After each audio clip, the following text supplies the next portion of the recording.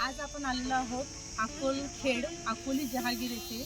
तर हीच ती विहीर आहे. इथे विहीर आहे जी की संत गजानन महाराजांनी ज्या कोरड्या विहिरीला पाणी फोडलं होतं. एकदम कोरडी विहीर होती आणि तिला तिथे पाण्याचा अंश सुद्धा नव्हता आणि तिला पाणी फोडलं होतं. तर चला आपण पूर्ण या देवस्थान जाणून घेऊया कोणती विहीर आहे ती. तर इथं आल्याबरोबर इथं नळ आहे जिथे की आपण हातपाय तोंड वगैरे धुवू शकतो.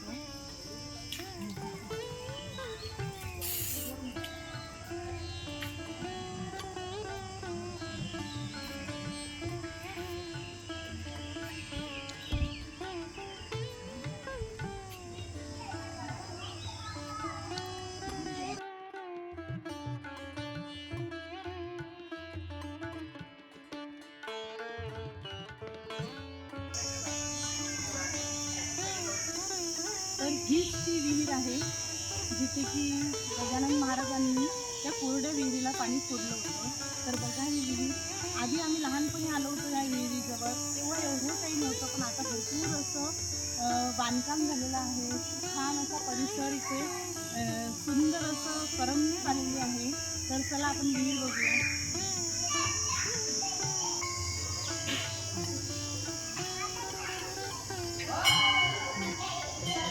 ही आहे सजल विहीर.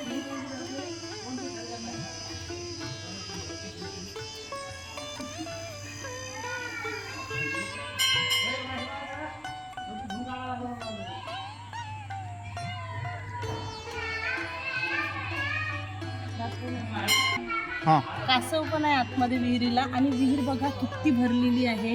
या विहिरीचं पाणी सर्वांना आता सध्या वापरायला आहे, पण भरपूर असं पाणी आहे विहिरीला.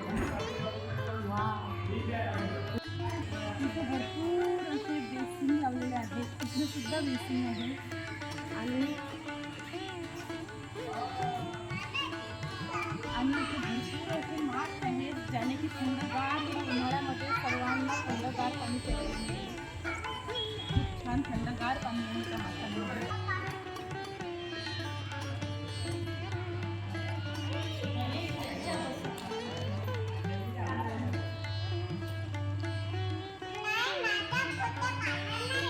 नाही काढत, तुझा फोटो नाही काढत.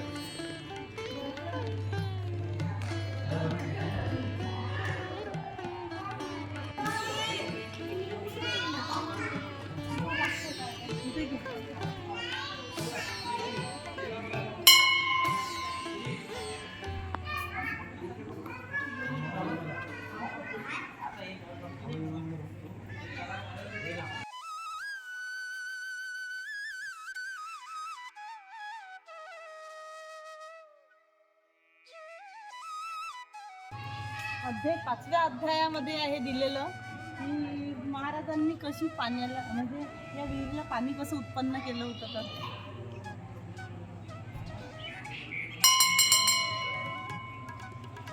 5वा अध्याय आहे. चल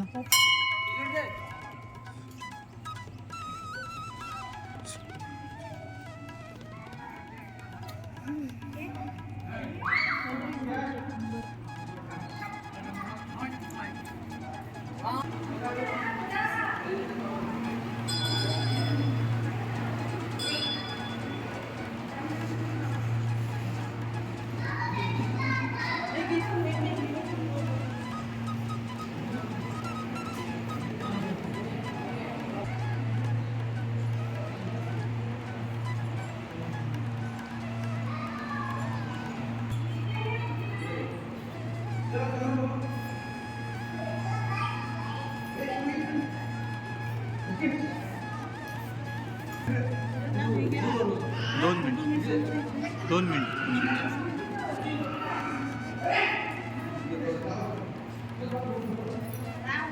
आओ.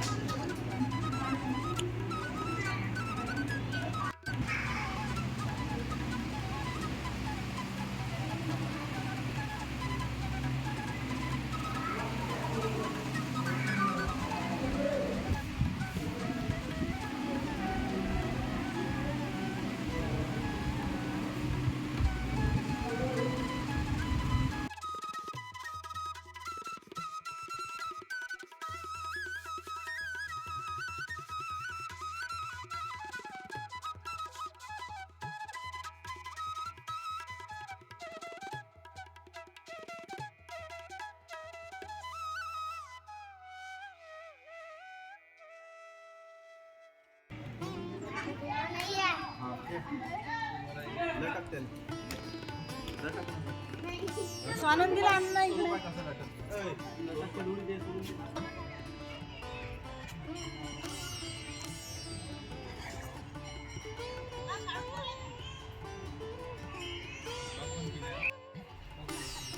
राम राम बक्षी.